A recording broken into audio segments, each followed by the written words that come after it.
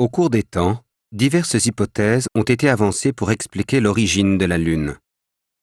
C'est la théorie de l'impact qui recueille aujourd'hui l'assentiment de la majorité des astronomes. Proposée en 1975, celle-ci suppose qu'un corps céleste d'une masse comparable à celle de Mars a percuté la Terre il y a 4,5 milliards d'années.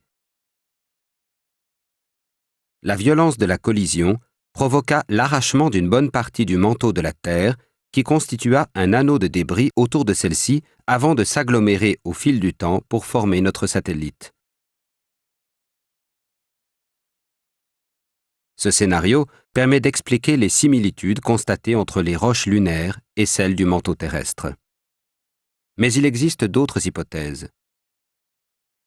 L'hypothèse de la fission suppose que la Terre et la Lune formaient à l'origine un seul corps semi-liquide qui aurait, du fait de sa rotation rapide, adopté une forme ellipsoïdale jusqu'à sa dislocation en deux morceaux.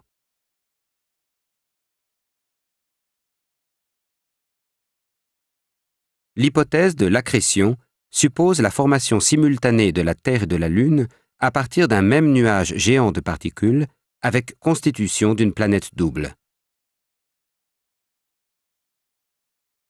Une autre hypothèse suppose que les deux planètes sont d'origine distincte et que la Lune a été capturée par le champ de gravité de la Terre, devenant ainsi son satellite naturel.